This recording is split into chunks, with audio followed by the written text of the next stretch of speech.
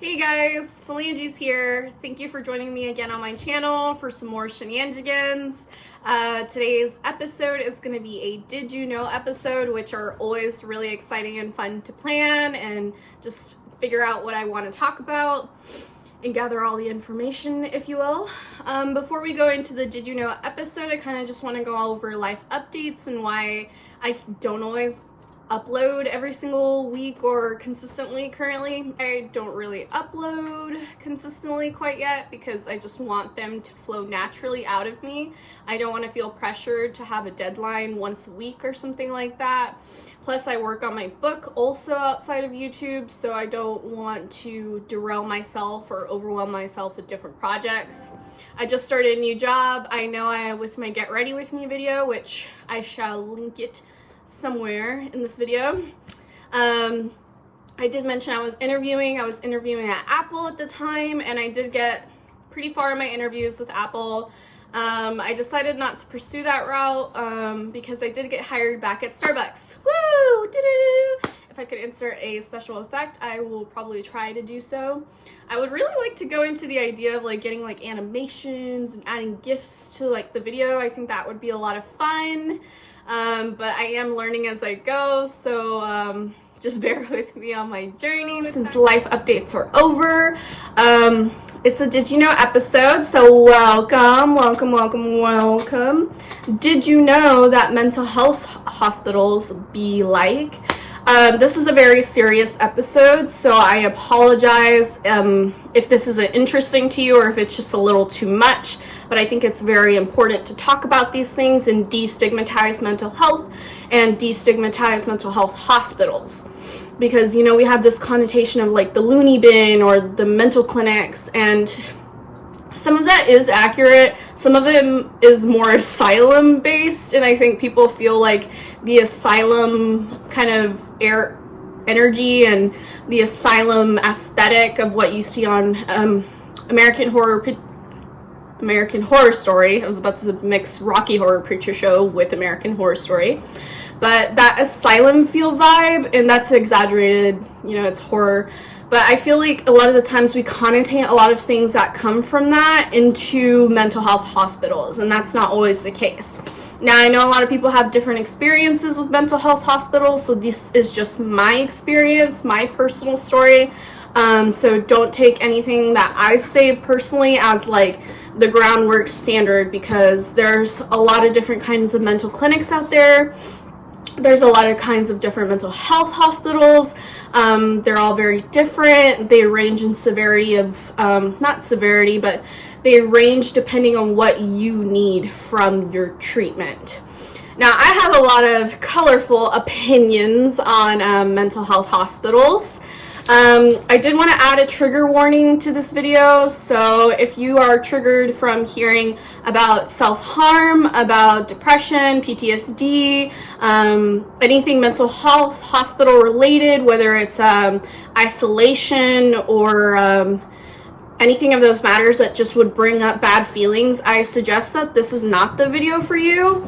And I promise there will be other videos. Like my next one is Did You Know, and I won't say what it is quite yet, but it's something ocean related because that is very important to me, whether it's as a conservationist or environmentalist or marine biology. Those are things that are very important to me, so there will always be other videos that are for you. However, I really want to stress trigger warning on this video. Please, if you are someone who falls down to the pit of a cycle of triggers, and I suggest that you just don't watch this video. I will be first to admit that I do sometimes have fallen into the pit of triggers, and sometimes, sorry, just fixing the wig. But sometimes, depending on like a show or something, like example, I haven't personally seen it, but Euphoria. It talks a lot about drug addiction. It talks a lot about like mental health, and well, I don't think that relates personally to me. What's a good example? Ginny and Georgia, if you haven't seen that show on Netflix. it wasn't necessarily that it triggered me or anything, but Ginny, the character in the show, does self-harm, and she burns herself with a lighter. And I have personally fought and gone through self-harming, and it has been a very tough battle for me. I'll go into that a little bit of my personal experience with self-harm, why, how, when, where, all that good jazz, in a little bit. But triggers are just natural. I mean, you just have to work through them in therapy or by yourself, whichever one you do choose to do. But I do want to just stress that, like, it happens to me, it can happen to you. It's nothing to be ashamed about that you can't handle some content because it just brings up something. Like, that's nothing to be embarrassed about or to feel any type of way about. It's just important to be aware of what your triggers are, because when you are aware of them, you can live your life more honestly and more in a fulfilling way, because you're avoiding interacting with those things that trigger you. Because when you do interact more with what triggers you, you tend to fall into that cyclic, like, very dark, deep hole that or whatever you choose to characterize or personify your depression as, or whatever you're going through. Now, I'm really sorry about my dog. She's super hyper, but I just really didn't want to put her in the bathroom. I hope you guys understand. I don't know, it wasn't, I can't, like, I get it, they're kind of distracting sometimes, but she's a part of me, and even though she bites me, hey, no. So I hope you understand on that. I might cut that out of the video, I don't know, but now I've figured out cutting and editing, so I just feel like, you know, like, I feel super technology advanced. But anyways, let's go into the video. Alright, so it's a very serious video. I think that's why I'm acting so awkward. I apologize for that. I am following my notes on my phone again, so I also apologize if I'm, like, cleaning. I promise to get better at it, but I just think, like, it's super rehearsed if I just, like, I don't know, try to, like, rehearse it before the video. I don't know. But this is the way I'm going to do it currently, so I hope you guys forgive me for that.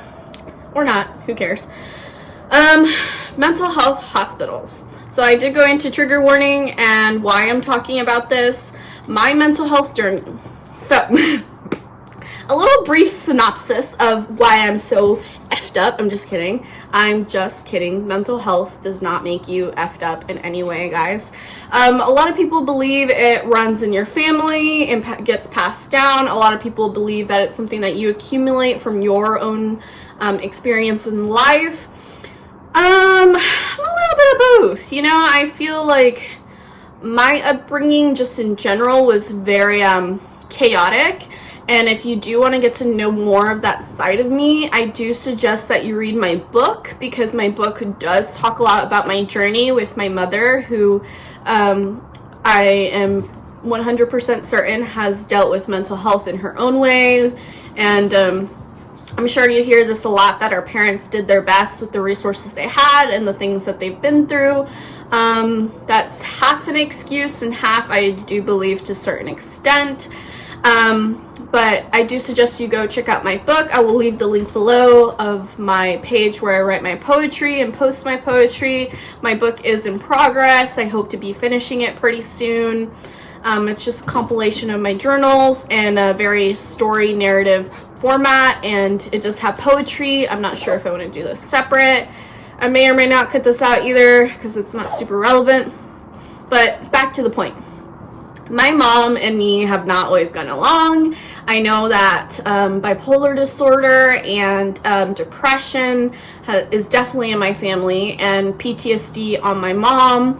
I'm sure my grandma has dealt with it in some way. I don't really know a lot about my dad's family. I do think there's some bipolar disorder on that side as well. Anyways, I feel like I've gone through a lot in my life. I'm only 23, but geez, I'm going to be talking about a lot, and I probably should put this in the trigger warning, so hopefully I can address that.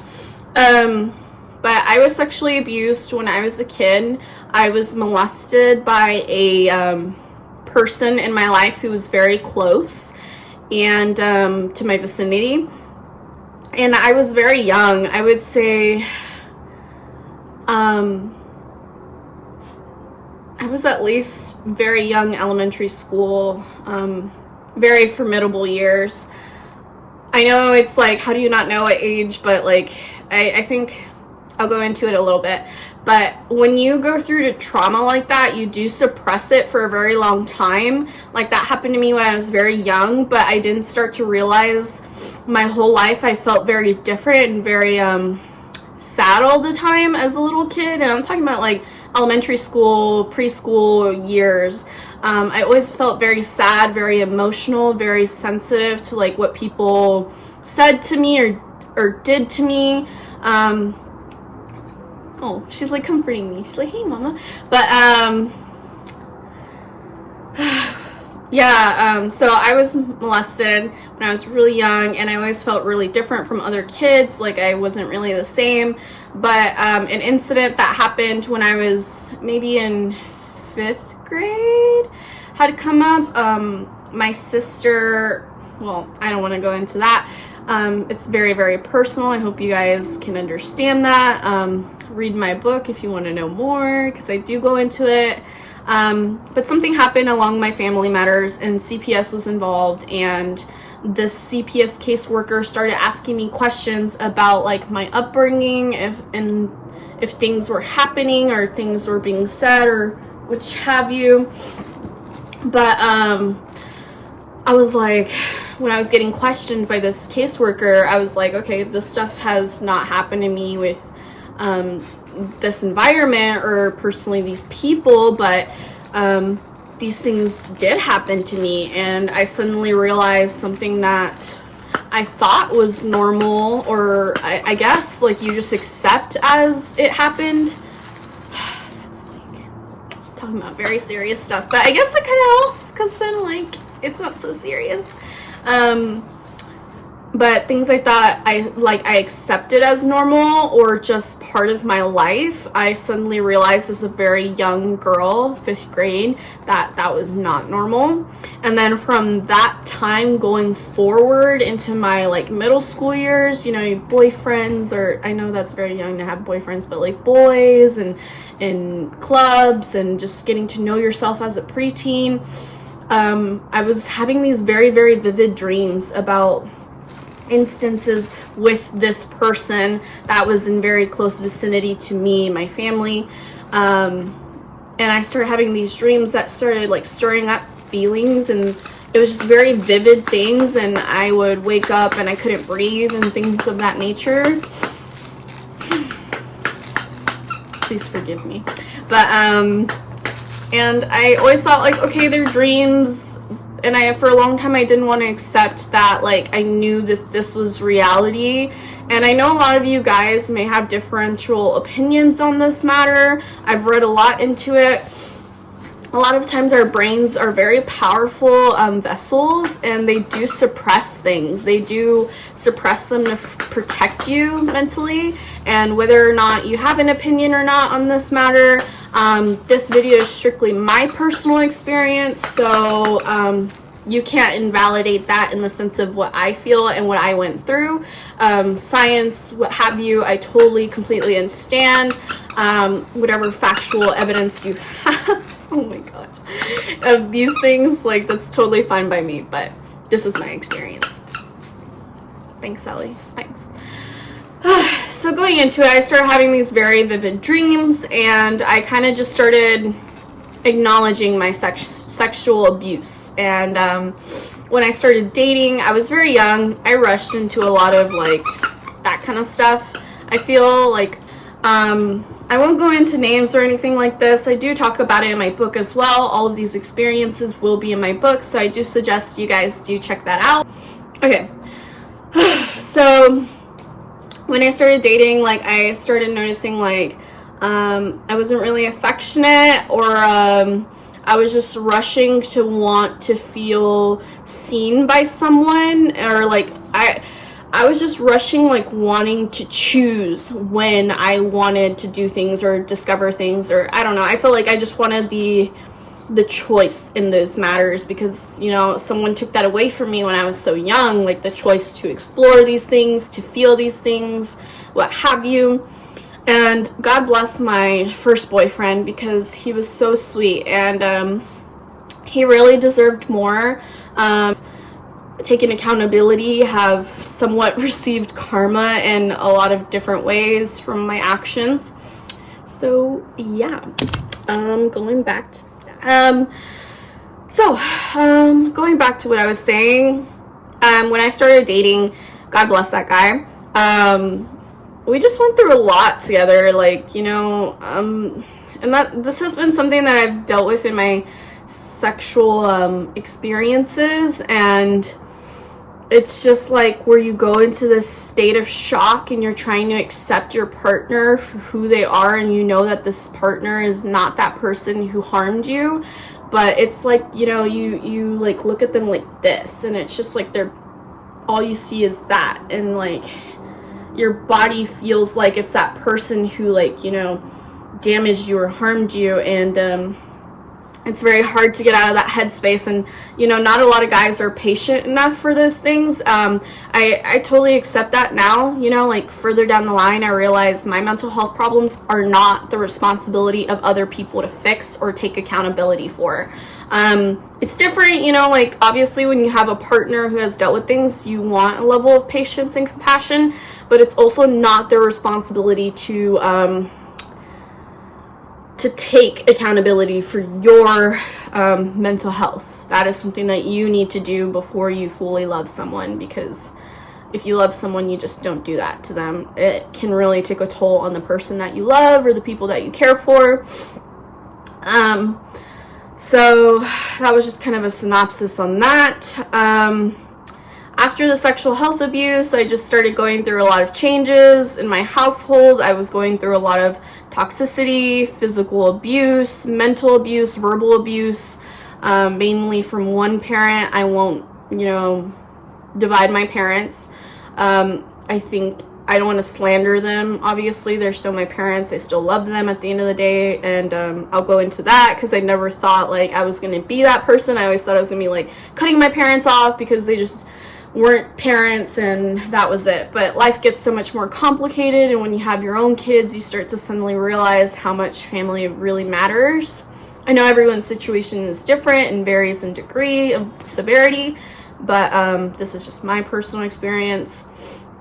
My parents used to go really hard on discipline, and they've always thought fear was the best way to control their children, which, as you've heard, strict parents create sneaky kids. So, you know, my sister, she got pregnant young. She had 2 kids before she graduated, and I was going through my own thing. I was being bullied from, like, middle school to high school, and being bullied, the sexual abuse, my home life not being great. I just always wanted to escape, and that got me to high school where I had a fallout with a friend, and that just, like, completely destroyed me, because, you know, I think in my life I've never really had, like, a mom to talk to or a dad to talk to, and my sister left home very young, so, like, I never really had her in the capacity that I wanted to, because my mom wouldn't let me, like, reach out to her when she left, and my brother was still so young, and I just felt like I had no one. And so for me to lose a friend was definitely something that was like a heartache, a heartbreak, you know, like, it felt like a piece of me was gone in my heart, and that did take a toll on me as well, which was when I went to the mental health, when I went into the mental health hospital for the first time. But before that, I do want to acknowledge that I also, in this time frame, fell into a terrible relationship, whatever you want to call it. It was extremely abusive in certain ways, and I'm not just saying him on me, it was also me on him. But I was 14, this person was 4 or 5 years younger, or older than me, rather.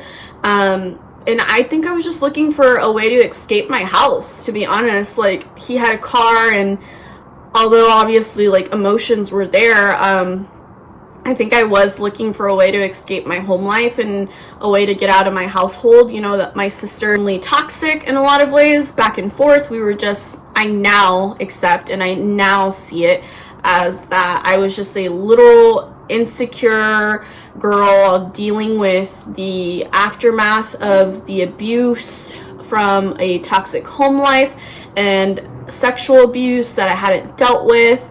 And these all things were just a cocktail of terrible circumstance that led to a relationship that was not necessarily great for both parties. And I'm not saying that there wasn't good times. There's always good times in every relationship, right? That's why you have one. But that was a factor into my mental health in these years where I did go in and out of mental health hospitals.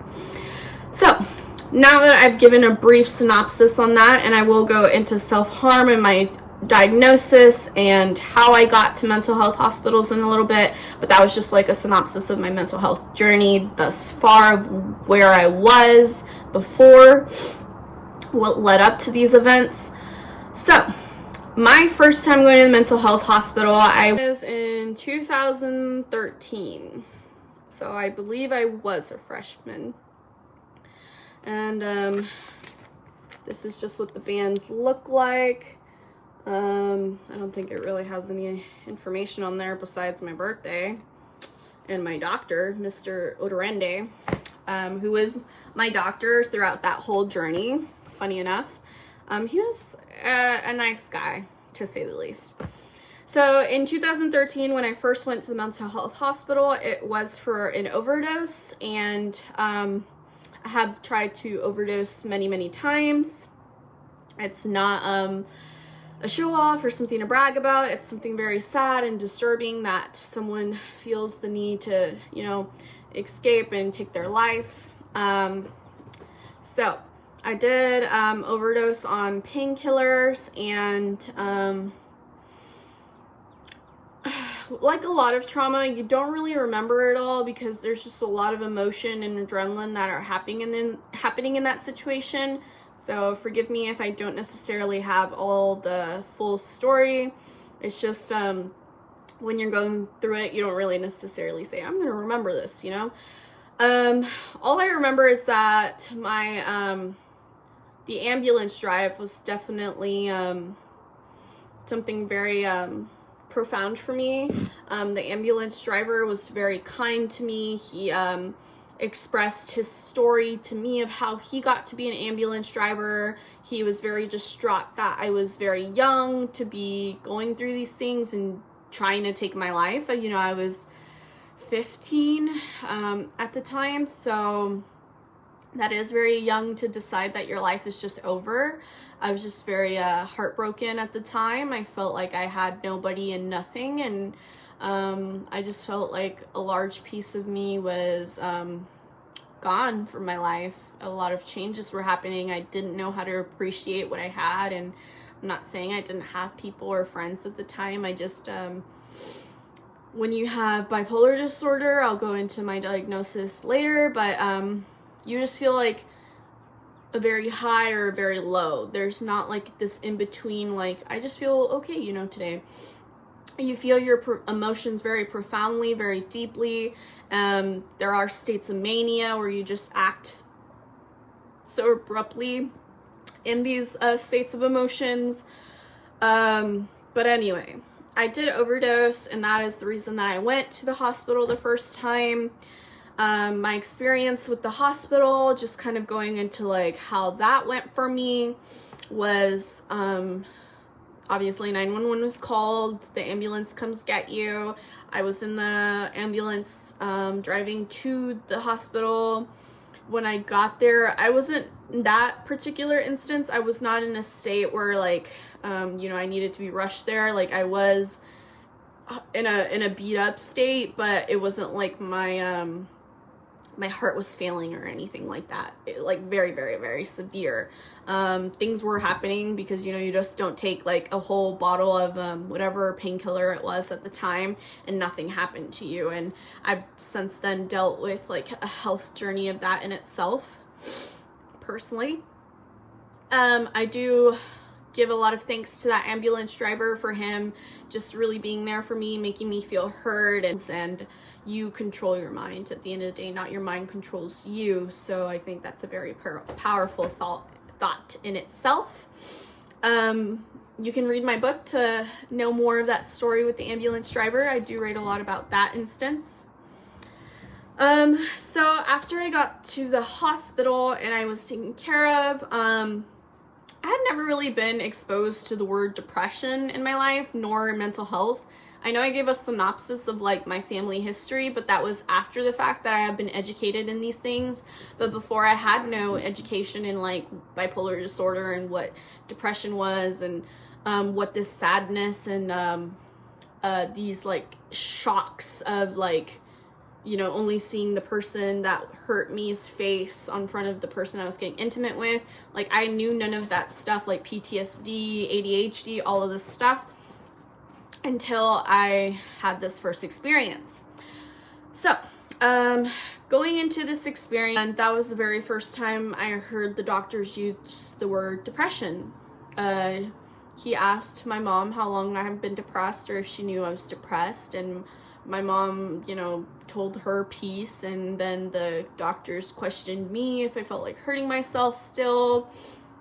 And because I was a minor at the time, a lot of these things were not my decision, which I do believe that like when you're young and you're going through it and your parents are making these decisions on your behalf, whether or not they're consulting you or acknowledging your feelings, goes a long way. Because my parents always ruled the house by fear and discipline, so I felt like I always took this like negative connotation with any type of mental health help as like discipline, or like this is what we're telling you to do and it's not your choice. So they recommended that my parents put me in a mental health hospital to get treatment and just, you know, look into the idea of medication, etc., etc. And that is what led me to my first hospital, which I'm not sure if I'm allowed to say the names or anything. And I changed the names of the hospital in my book just in case. So I guess I'll just use the name that I use in my books. I went to North Pine Hospital, and my first experience was very traumatizing. You know, like you're just in this unknown world, and you get there from the hospital. The ambulance drove me to the mental health hospital. My parents followed behind in their car. They were told that to bring me a couple things that I'll be needing, and it was just things like no shoelaces in the shoes, because, you know, they have concerns you'll harm yourself with shoelaces. No underwire in the bras, which later led to me personally not believing in bras. I don't like bras. And just taking the spirals out of your notebooks, no staples, that type of thing, is just very, very invasive. They look at your body, they undress you, they annotate any scars you're coming in with or not coming in with, you know. You wait in this room for like what feels an eternity. You're very scared. You've just gone through this very traumatic thing, and I was in a hospital gown for a majority of the beginning of it, so I was very cold, sitting in this room filled with people, just feeling very very vulnerable. And finally I got to change when my parents brought me some clothes. They walked us through the paperwork, which is just feels like hours and hours and hours in this small little government building. It's very uncomfortable, very gross, I don't know. And there was another girl in the lobby my first time. I really thank her because she gave me a level of comfort. I guess she had already been there, and she tells me, you know, it's okay, this is what's gonna happen, don't be scared. It's not like the movies, because, you know, I think a lot of us carry those connotations from like movies that like it's this big scary thing. But it's like, and I remember that first night I was just crying and crying and crying, like, how did I end up in this position? How did I end up in this place? Like, am I crazy? I felt like I was insane, and that's why I had to be here. Like, only insane people come here, only crazy people come here. And they put me in a room with a girl who was a schizophrenic, and that was an experience in itself. And I won't go into it too much because I do talk about it, again, in my book. So read my book. But that was a very traumatic experience in itself. She was a very sweet girl, but she just was dealing with a lot of stuff. Obviously, being schizophrenic, it's not an easy diagnosis. That also varies on severity and case whatever. But yeah, so they check you in. They're very invasive. It's very, very, very, very, very, very, very, very, very cold in these places. Very cold. I love the cold. I love my house being like, right now it's probably at like 66. But this place was freezing, and I found out it's because it's easier to be in a very sterile environment in a cold environment. I don't know, but it's freezing. So what you get when you get there, I met a lot of really great people. I won't go into that just because, like, read my book to find out these particular experiences that I had with these people when I met there. But the way it looks like is you have your group therapies, you meet with your psychiatrist, and you meet with your therapist while you're there, right? Forgive me. So you have these appointments throughout the week. You only see your therapist for like less than 30 minutes. I can't remember. It's multiple times a week, but it's not like every day, and it's definitely not on the weekends. No doctors come on the weekends. So you see your therapist for a little bit, and you see your psychiatrist, I want to say once a week, and he like asks you how your meds are doing, if there's something that he needs to change, any side effects, any feelings that you're having, if you're still thinking about harming yourself, all that good jazz, how your therapies are going. He's reading the notes from like the psych techs that work there, because throughout the day they check on you in your rooms, they guide you through the day, they write down if you're participating in the group therapies, they write notes, so your doctor checks on that.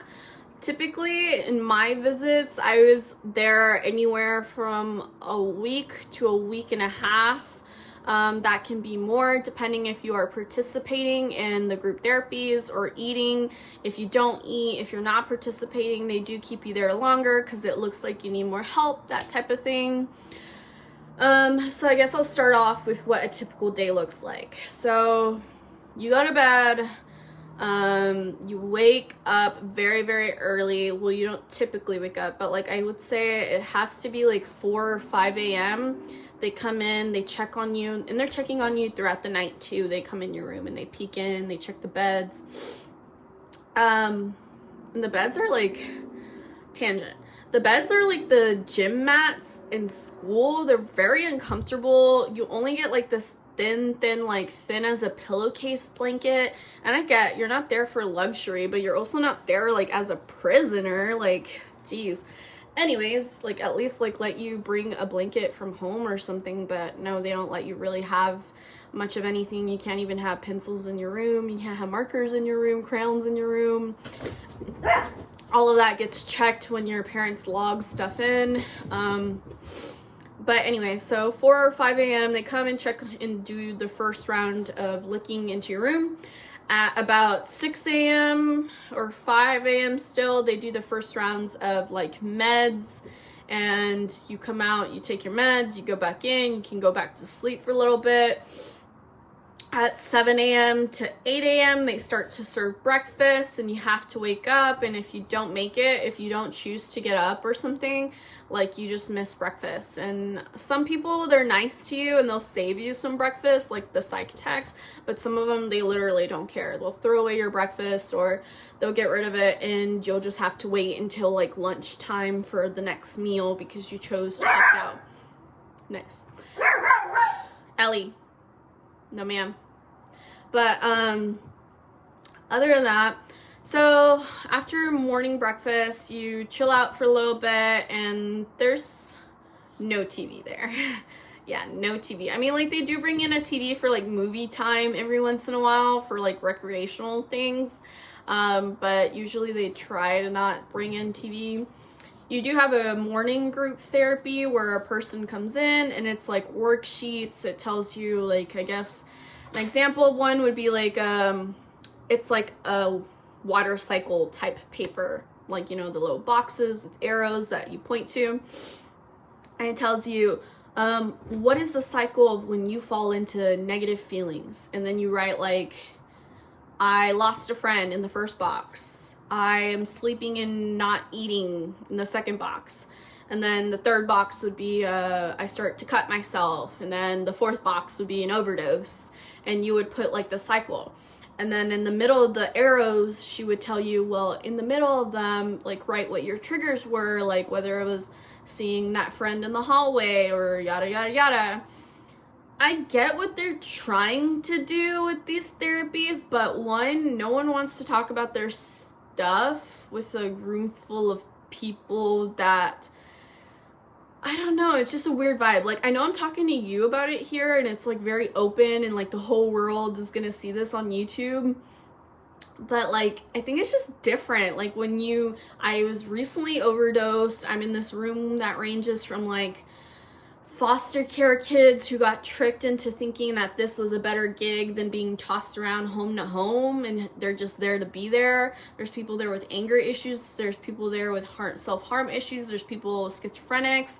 There's just people ranging from a lot of issues, whether it was homelessness, whatever it may be. No one wants to talk to each other, like, no, just point blank. Like, I don't know, it's kind of like prison where you're just there to do your time and leave, that kind of thing.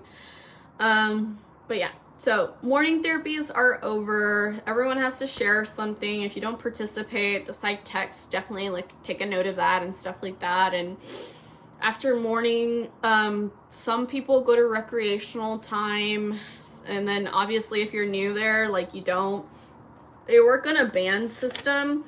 So as I showed you previously, these were my bands, and the green one is whenever you're there for, like, maybe, well, you earn it. So depending on how good you're doing, if you're participating in the therapies and stuff like that, green band, depending on, like, if you're participating, some people move faster into the green band than others. It's kind of weird because everyone's there is like, are you green band? Are you green band? Like, they start, like, talking about the logistics of how everything is. And yeah, so green bands get to go do other activities. Like, in my later experiences, some mental health hospitals have, like, pools, they have, like, gyms, art rooms that you can go paint, but only people with the green band. It's like a incentive to not be good per se, but, like, you know, be good and follow directions and not be depressed, and, like, show them what you want to show them, like, what they want to see from you. But that's kind of my problem with these places, is, like, they basically work on a system where they just want you to exhibit what you want them to exhibit, and, like, what they expect you to do and what they expect out of someone getting better. But if you don't get better, you're on this negative route, you don't go home, everyone wants to go home, so they're just gonna do what they have to do to go home. But anyway, that's besides the point, right? So after recreational time, if you can't leave, they usually bring rec to you, which is, like, coloring pages, arts and crafts, which they're very careful. There's, like, 9 people watching you use a pair of scissors and shit, or stuff, sorry. So that's very invasive in itself. Like I mentioned, you don't really see your psychiatrist that much. I feel like if you're gonna be in a mental hospital, they should definitely come by and see you more, because I remember my second time, I remember I was self-harming and I was feeling pretty bad and pretty, not great. And I just wanted to go home. I wanted to rush that, and I told him, he's like, "Are you eating?" I'm like, "Yeah." I wasn't eating. "Are you participating in groups?" "Yeah, I feel great." I told him, like, I feel like I'm really getting better, making headway here. I feel like I'm really, conquering my depression, if you will. And he was like, "Oh, good. The medication's working. No side effects?" I'm like, no side effects. I was lying. I was vomiting. I was having intense headaches. I was going through a lot of different things. A lot of mood shifts, because, it regulates your moods. So it was just, like, up and down. I felt really sick. So I definitely think like it's very easy to lie to your doctor. I know you're not supposed to, and that's the whole point. Like, how are you going to get better if you lie to your doctor? But like, think about it. These places are super uncomfortable. You're sleeping on a gym mat with a very thin blanket that's like a pillowcase, and you're cold. You have no of your usual stuff, whether it's like your favorite hoodie or like your favorite sweatpants, because you can't wear leggings there. You can't wear shorts. You can't wear tank tops, anything of that. It's very specific on what you can and can't wear. And then your therapist, you only see your therapist for like less than 30 minutes. Like, if you go to outside therapy, your therapy sessions are typically an hour. So it's like, how do you expect to make any headway with anyone only talking to them for 30 minutes and less? And I will go over how that backfired on me to even have a therapist there, because it's outrageous. So I did go into the group therapies, which, you know, moving on. So rec is brought to you, or you go to rec, you come back, there's like a break. You have another group therapy in the afternoon, which is the last one for the day. And then I think that's after another like little break. It's like dinner, lunchtime by that point. Then you see your therapist one at a time, that type of deal, or the psychiatrist if it's in that day of the week. And then after that, you start getting ready for bed. It's like showers, they monitor, like they don't watch you shower, but like, you know, it's only 2 people at a time, you and your roommate at a time. So it's a very systematic thing. After shower time, and they have like a snack, I think, and then you go to bed, which I think bedtime is like 9 o'clock, something like that. It could be earlier, like 8:30. It's what it's like to be in the mental health hospital for a day, and that varies, you know, like there's different activities throughout the week, there's different counselors and different types of group therapies that you go through, whether it's a more like sharing based one or more like worksheet prone.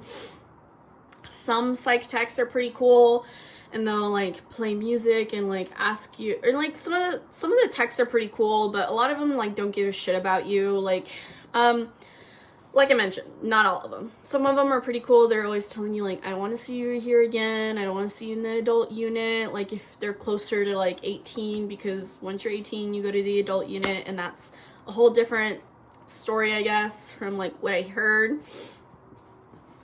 And then some of them like literally don't care. They just need you to do what they need you to do, take your little meds and go. So the second time I went was for self-harming and overdose. I did call the ambulance myself after regretting what I did, because it was on a very like it was on a very serious medication. So I seriously could have died in this instance if I hadn't called as soon as I did. And yeah, it was not great. I want to say the fourth time I got my stomach pumped, my 4th overdose, because that one was pretty bad. But no, I think this one was for self-harming. My 3rd was also self-harm. The 4th one was an overdose, I believe. That's how it went. I did go 4 times, if you didn't hear that. So my second time, life was just not going great again. I was having a lot of different things happen. This is more like, this is my other time. That was in 2013. So yeah, it was my second time. Whenever I went here, I had just broken up with a long-term boyfriend, that person that I was asking for forgiveness for earlier in the video.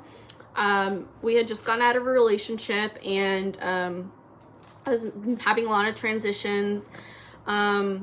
That relationship was toxic from my standpoint. He was not toxic whatsoever. He was a great guy, and he definitely deserved a lot better than me, and I'm glad that he did end up getting a lot better than me. Like, I'm truly happy to see him happy. Moving on, I was not in a great place. I had fucked up something that was truly great in my life, and I deserved it full-heartedly. I did, after the damage I did to that person.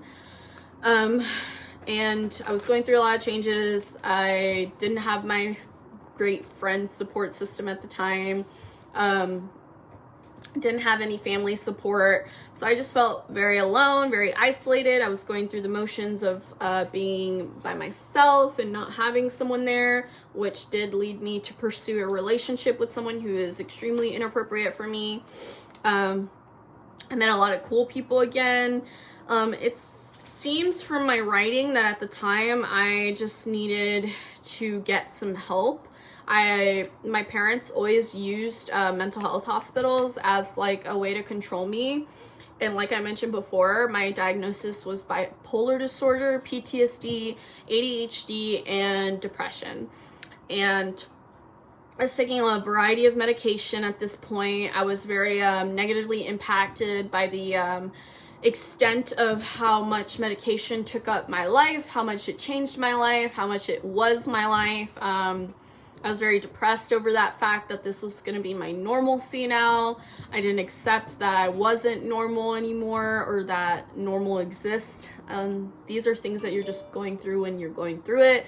It's not how I feel now. I don't think there's necessarily like, and my husband always tries to tell me this, like, I always tell him, how are you so normal? Like, how do you go through the motions of life just normally? And he's just like, there is no normal. You are fine. Like, don't look at it that way.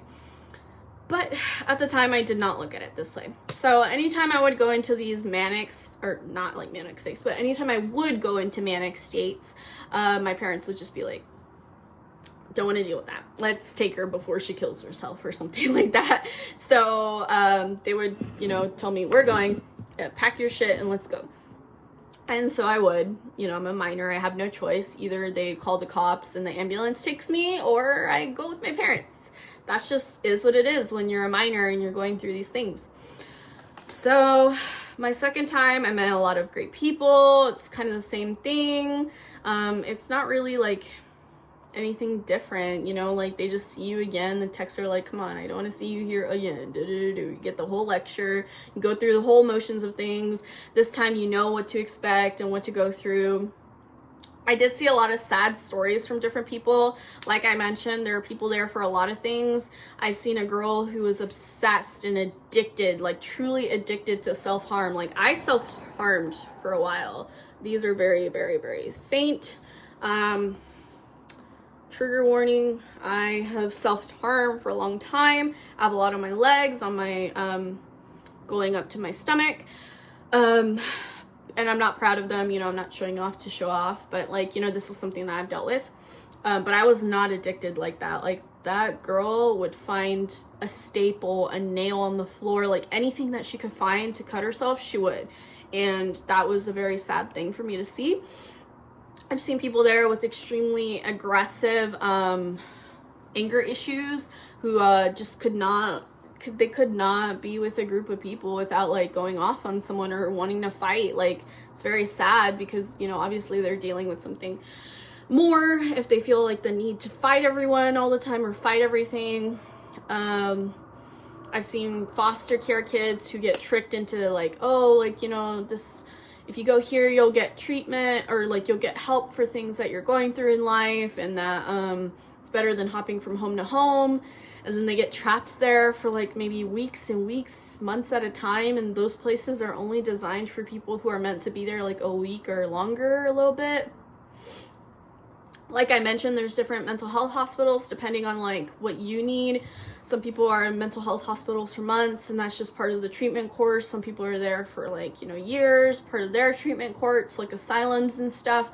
I don't know the logistics of those severity issues, but this is what I'm talking about from mental health clinics. So typically it's like a week and a half, depending on the logistics of everything.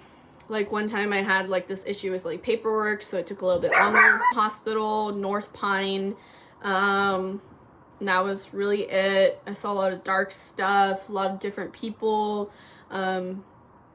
It's really sad to see these kids in the system and how they've like, grown accustomed to certain things. There's people there being medicated for things that I don't necessarily think they should be medicated for. There's people being there, super doped up on like Seroquel, I think is what they call it, which is a very, very, very, heavy, sleeping aid basically. And they like, just, it's crazy. And then I also kind of wanted to go into like, meshing my third and fourth visit into one because, you know, this video is getting kind of long. So my third and fourth time were for different reasons. The third one was for really bad self-harming. The fourth one was another overdose where I did have to get my stomach pumped, and that was disgusting. They like shoved a tube in my nose and it goes down to your throat, and then they like pump it with like some charcoal, and you see like the gray stuff like shooting up your nose, and you feel the tube in your throat, and like the tube is so big. And I had a lot of like speech issues after that. I very vaguely remember it now, but I remember I had this weird thing with my speech where I couldn't go above a certain volume. I was very hoarse. It was an effect that lasted a long time from like the intubation and everything that happened in that course. So there was a lot of crazy stuff happening with my speech and consequences of doing these said things. So I do want to go into that a little bit later. So yeah, stomach pump, charcoal, speech issues, aftermath of your health.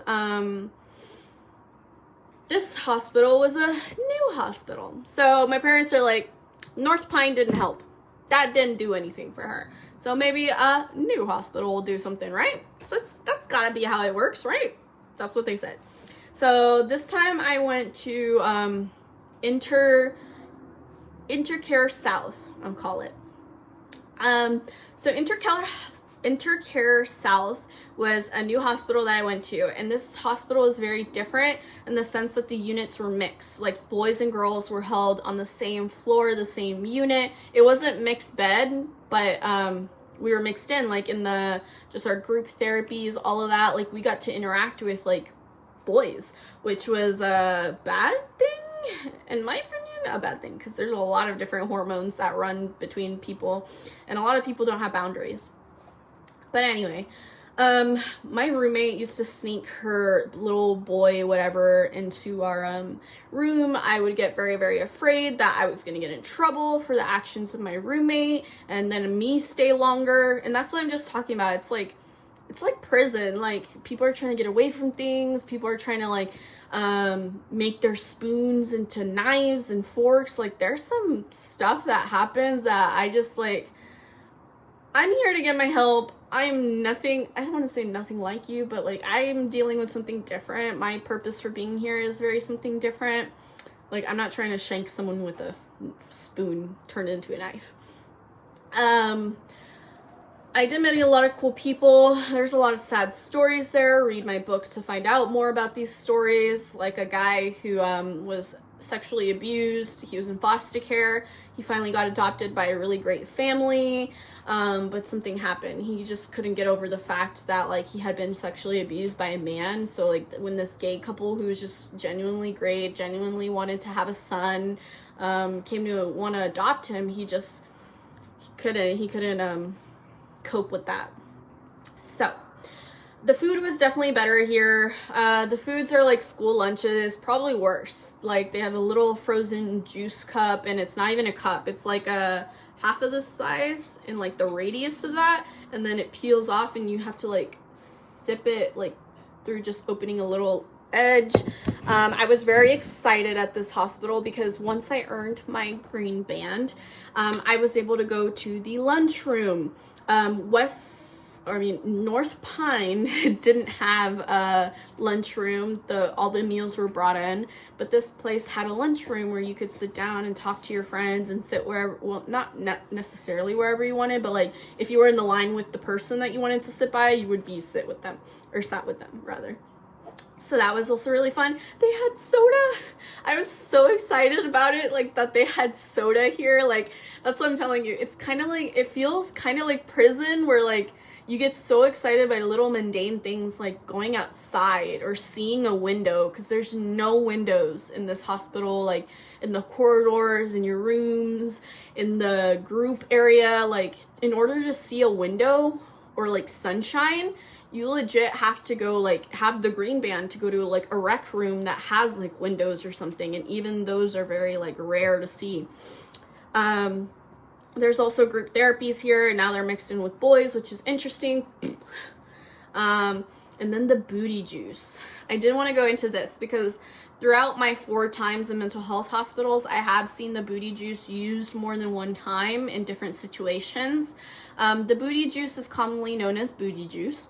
It's a cocktail of sedatives that is in the contract that your parents or whoever is signing the contract for you to be able to come to the mental health hospital. If you are in a state of deranged or manic or extreme emotion that like nothing else can calm you down, they are allowed to give you the booty juice. It's a cocktail of sedatives. If you fight it, it gives you a really nice high. If you fight it, I don't suggest it, but usually from what I've seen, the majority of time, like you have to be really strong-headed to want to fight the booty juice, but if you do choose to fight it, it like makes you pass out for days. Like the person who gets the booty juice, you won't see them for days, and then they'll come out and they'll be like just like so out of it. They'll be like, you know, what day is it? Like it feels like a whole different year to them. It's really sad. They're super hungry. They bring them a meal, obviously, because they haven't really eaten much or done much. I have gotten close to receiving the booty juice my first time at the hospital because I was just so in tears. Like I couldn't stop crying. I was just so in shock of like the things that led up to me being in this place in my life that I just felt so crazy. My roommate was a schizophrenic yelling in the middle of the night about demons and all this other stuff, so I was scared, and they were just like, if you don't, you know, not shut up, but like they're like, if we can't calm you down, like we might have to give you a sedative to like put you to sleep because you need to sleep for your therapies. You see her playing the garbage bags? Oh my gosh, I'm gonna have to cut this here, hold on. So yeah, almost receiving the booty juice. The roommate behavior I kind of already went into. My roommate was sneaking in a guy, and that was just terrible. I've seen people who, you know, bring in a spoon and they try to make it into a knife, and you're just like, that's not my business. Like, I want to go home. So you just try to stay out of people's ways as much as possible because people can get you in trouble. Some people there are just petty and looking for a fight because of whatever's happening in their life, you know? It's kind of like prison in that sense. So in this particular situation, my 3rd and 4th time when I did have a therapist, I was dating the guy who is much more older than me. He was 4 or 5 years older than me, and at this point, like, that is considered illegal. Outside of the hospital knew about it, but obviously they assign you one through the hospital, so that was the one who was seeing me. And it was so anyways, I was like, okay, well, I'm here to get help. And at this point, like, I was like already kind of understanding my mental health. I was already understanding my life and like things. Like, I guess I was at a point where I was just tired of being depressed, tired of like fighting mental health. I was tired of looking at it through like the lens of like, this is something that that I'm gonna have to deal with the rest of my life. And it was more like, this is something that I want to be able to give myself a fighting chance to feel better, be happy, live a productive life. So I was like, okay, what the heck, I'll try to, you know, talk to my therapist and really engage with my therapies this time and really put myself into like wanting to get better. And so when I did talk to my therapist about my boyfriend, like I mentioned, my outside therapist knew, and she just asked me, she was like, my therapist in the hospital, she was like, your parents know about this? And I was like, yeah. And she's like, your therapist outside knows? Yeah. And I was just kind of like, yeah, everyone's been super supportive. They just make sure to take care of me. You know, he's a really great guy. I was super proud of the relationship at the time because I was like, oh my God, a little insecure girl like me. I have a boyfriend with a car. Like, it was just such a big deal to me at the time. And anyways, so yeah, I told her about it, and I just super proud of this guy. Fast forward, she threatens my parents. If they don't file a police report, she will send a CPS caseworker to investigate my house because that is child endangerment, and that my brother's in danger because he's 4 years younger than me, and she's just talking up and down, basically manipulating and forcing my parents to file a police report against my boyfriend, which they didn't really want to do, but they did anyways for the sake of not having an investigation. My boyfriend ends up getting arrested, and like it was fine in the end. Like, it was okay. It turned out okay. Like, he wasn't in serious prison time trouble or anything like that. But it did suck. And my therapist outside of the hospital, sadly, like, I totally understand. I didn't understand the severity of what I did, but she was doing something really big for me by not doing what that therapist did. She was just allowing me to heal, allowing to hear me, allowing me to live my life as the being that I was, in terms of like, that was the first therapist that I opened up about my sexual abuse and tried to get help with my PTSD. That was the first therapist that like got me into like journaling. Like, this thing would not have been possible without her. She was the one who introduced me to journaling, and it was very sad to say, but she chose to not be my therapist anymore. She told my mom that, unfortunately we cannot continue services with your daughter. I totally understand that, like, I got her in really big trouble. I could have gotten her in huge trouble, losing like her license and stuff like that, because she chose to hide something like that. And I don't understand the logistics of that, but I do understand that it was a very serious thing, that I was, 14, dating a 18, 19, whatever you have it. I've always really liked older guys, besides the point. So yeah, that's what happens when you confide in your therapist at the mental health hospital. It ends up backfiring in your fucking face. Lovely, right? So yeah, why we need to talk about it, why you matter. There's a lot more I really didn't talk about, like the isolation room that these places have. It's just like a room that has like an inverted bubble. You can't see anything out of it. Only people can see you to make sure you're doing okay. That's stuff that I go into my book. I just kind of wanted to give a synopsis of what it's like to be in the hospital or mental health hospital. And now we're going to talk about why we need to talk about it. I kind of went over this in the beginning, but we truly need to destigmatize mental health and getting help. For a long time when I was young, I really had a negative connotation to receiving help because my parents always used it as a way to control me rather than to help me. As I've gotten older, I understand and accepted the help, and I continue to accept help. It's a journey that everyone goes through.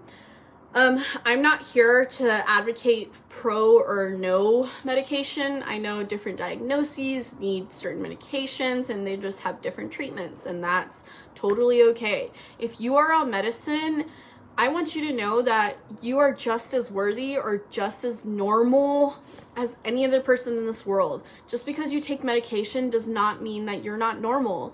It just means that your life looks a little bit different, and everyone's life looks different, whether you're a boy or a girl, binary, they, them, whoever you are, whatever you are, wherever you are. If you take medication, you are still you, and you will conquer this. You will do whatever you want to do in this life regardless. I personally have decided that medication was not for me. So I mentioned, like, I went through stages where I was just negatively looking at it, and there were periods where I was like, I'm not going to take them, or I even overdosed on the medications I was taking, and they would not prescribe me those same medications anymore. And then I finally went into a period where I was like, okay, I need the help, and I took the medications for a long time. And then I would say going into college, I finally decided, like, I think I got this. I really want to focus on my life my way, and I was instilling coping mechanisms like running. Running has always been cathartic for me. It's like a brick lifts off my chest. Writing, journaling, drawing. I felt like at this point I had a lot of outlets that I could go to before I chose to get to like self-harming or anything deep and dark. So I felt like, you know, I was ready for that journey. I feel like at this point, some days are harder than others. I have a great support system now. I'm very thankful to say that. I have an awesome dog who loves me. I have just gotten better at recognizing what triggers me, what's not worth my energy, what works for me. I'm a very positive person in terms of like what I put out into the world, because I do feel like what you put out is what you get back. So I do agree with that in that sense. And that's just my personal take on like medication.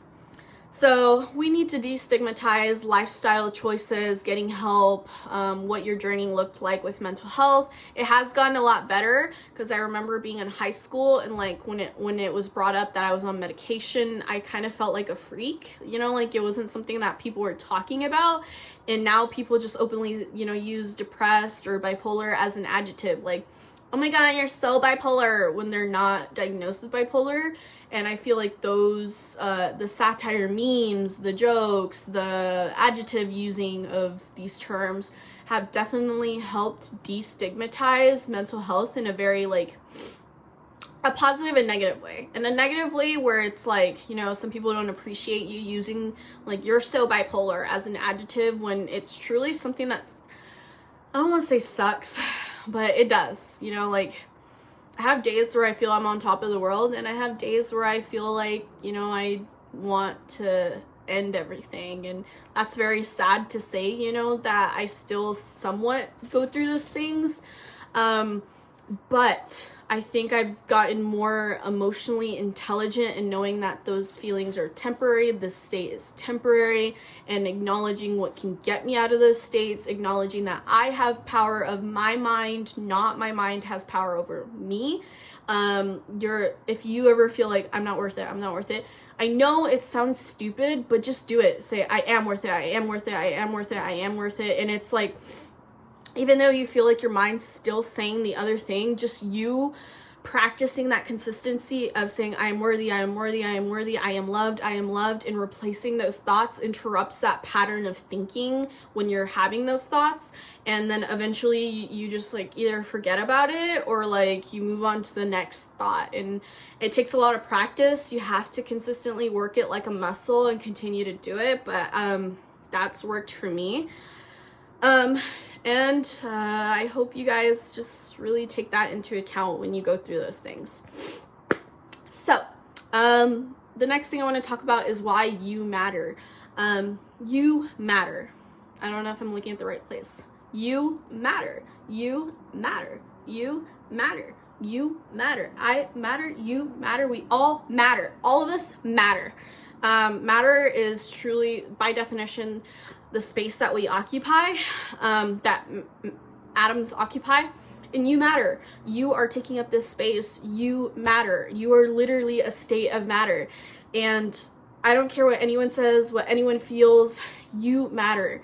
And you need to tell yourself that. And I know it sounds dumb to look in the mirror and say you matter, but you do.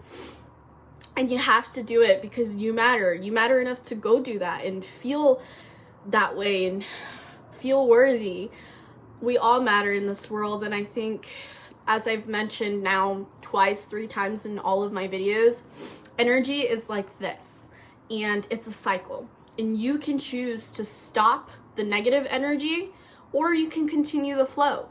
You can choose to be like at the cash register, you have a negative exchange. Do you be a BITCH back to that cashier, or do you choose to say, have a great day, thank you for taking care of me, and flow it? Even if it doesn't follow her that energy or you that energy, it's out there in the world when you could have chose, because it multiplies. Whether or not she chooses to move on more positively or you do, it's contagious. Whether you choose to negatively be back, and then she just be mean to another person, you be mean to another person. It all matters. Energy is a cycle. You need to be more aware. We can all create a better narrative for this planet, this earth. Negativity and malice and bitterness is not part of the human experience as much as we want to say it is. We choose to make it part of the human experience. I know there's a balance between bad and good. I'm not, be a bitch to thy neighbor. I kind of already talked about how I cope now. That was my next point. I think coping mechanisms are definitely different for everybody. Something that I have heard pretty consistently is that not all coping mechanisms either, one, stick, or two, help you in that mind. So, like, example, one is like those coloring books. A lot of people like to say that, like, the coloring books that are very, very intricate, like, it requires a lot of thought, so it gets you out of, like, that negative space. Personally, it doesn't work for me. I've tried it. I just get bored. It might work for you. That's truly up to you. I think the best thing that you can do for yourself is give yourself grace to find what works. Talk to your therapist, whether or not you choose to. There's a lot of great outlets out there, like BetterHelp. There's journaling apps that you can definitely use, and they give you prompts to talk about. You can talk about whatever you want.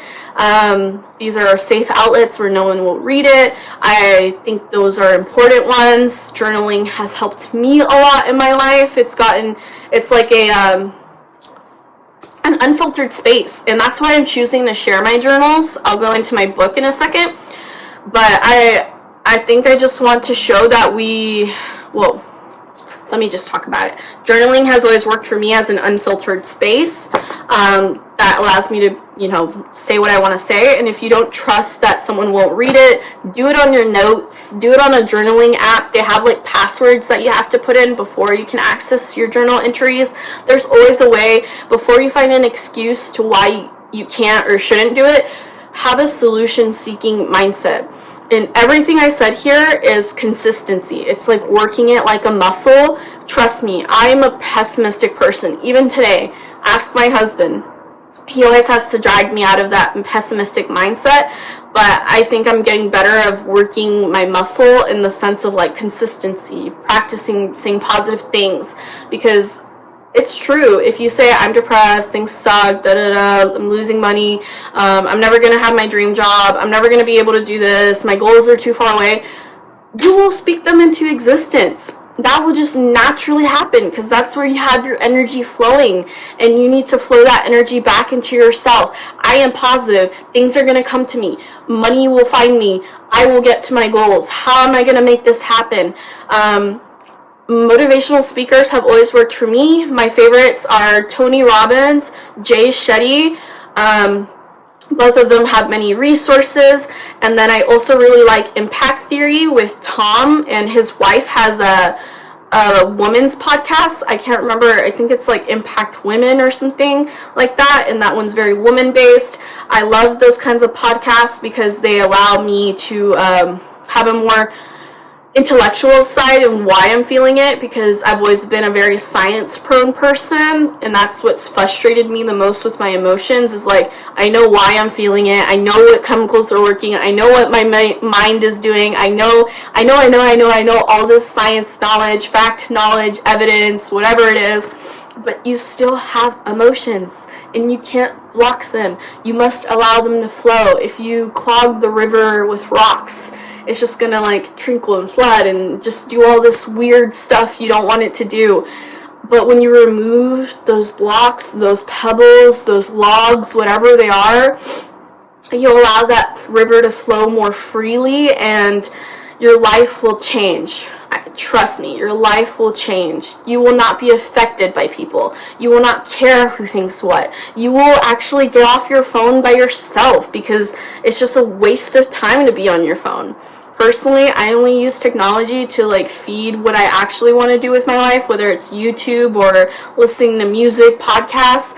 But other than that, like, I don't I don't know, I'm not really an Instagram person anymore. I do upload, I look at stories time to time, but I feel like a lot of that doesn't serve you. You're over here putting eyes on someone else's life or watching other things that don't concern you, and I'm being more mindful about what I follow. A lot of it is science related, so I'm like, oh, that's cool, like spiders do that, or like this family of sharks is related to this, or like what environmentalist is doing what, and like try to stay more aware of things rather than follow people, like celebrities and people, or at least I don't look through it anymore. But yeah, all of those things will happen naturally once you start putting into place these practices. I promise you, it just takes time. Like, I've been starting this type of mindset journey since, I would say,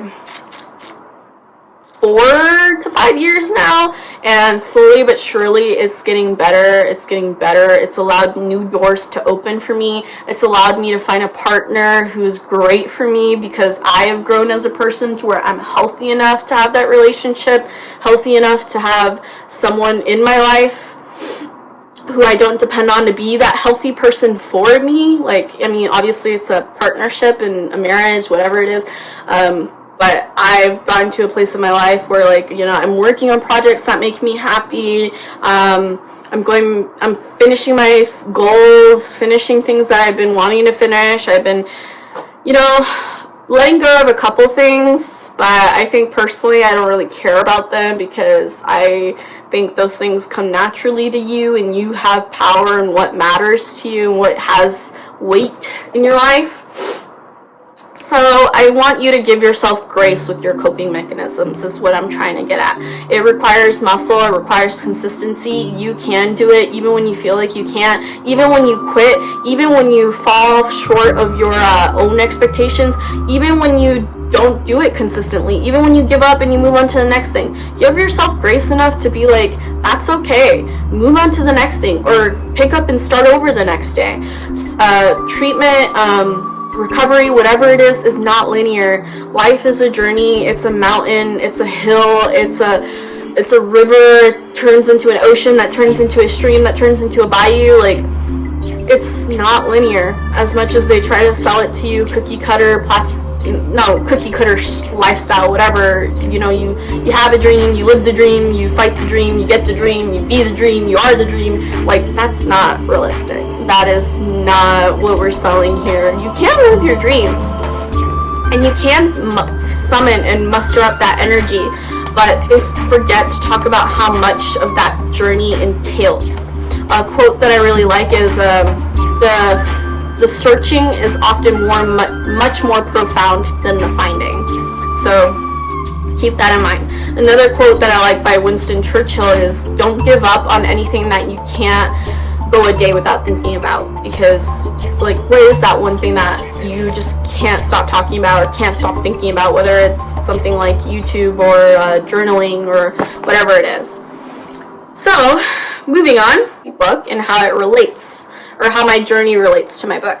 So as I mentioned, my journal has always been an unfiltered space for me, and that's provided me a lot of substance in my life.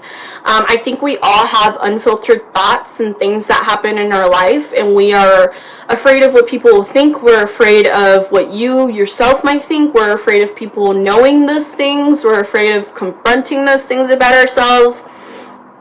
I'm not proud to say it. I've said things I'm not proud of. You know, I talk about myself in a very insecure way here. I call myself ugly. I hate myself. I talk about how I felt when people did things to me. I talk about my sex life and how that changed. I talk about a lot of things, and I think a lot of the times we think those things, or we say them to ourselves, and we never tell another soul. And the purpose for me putting these journals into a book is to just express that we are all fighting these journeys, and we're all very much the same in that sense.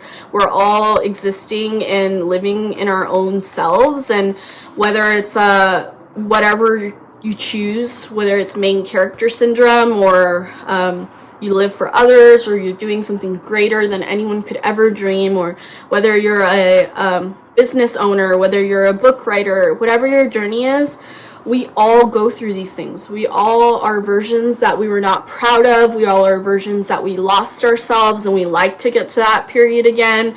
And we're not alone. And I've dealt with mental health. I have bipolar disorder. I have PTSD, among depression, other things. However, I have used to let those things define me, and now they do not. And I'm very proud to say that. I've changed a lot as a person. I am more truthful. I am a better version of myself. I strive to be a better version. I am not perfect by any means, but I definitely am not this little girl, this 14-year-old little girl. I am not her anymore. I left her behind. I wish I could have been the adult to show her more love, and that is part of why I'm becoming a teacher. You never know what someone's going through, and without them, I don't think I would have saw what anyone saw in me. They always saw someone who was bright. They always saw someone who was intelligent, someone who was compassionate, someone who was driven, someone who had dreams, and someone who was going to be larger than herself in her situation. They call it self-resiliency in psychology, breaking the patterns of the things and the situations that you are in and overcoming those things. And I believe that I am resilient now, and those teachers have taught me a lot. So I hope you guys, this is just one of like many of them. I think I have like 10 of them. But it's going to be a very special thing to see it in a book, and I hope you guys join me on that journey. So again, I appreciate you watching another one of my YouTube videos. Thank you for joining me for some more shenanigans on this Did You Know episode on Did You Know That Mental Health Hospitals Be Like? Thank you for joining me once again. Like, subscribe to the video, check out my other ventures in life. Everything will be in the description box below. Stick around to the end of the video and I'll show you all my other videos, shenanigans, and I hope you follow me on this journey. I love you. Thank you for being here. You matter. I matter. You matter. I don't know where I'm looking at or what's straight, but we all matter in this journey, and I'm really glad that you chose to watch this video today. So thank you, and like and subscribe. Thank you. Bye.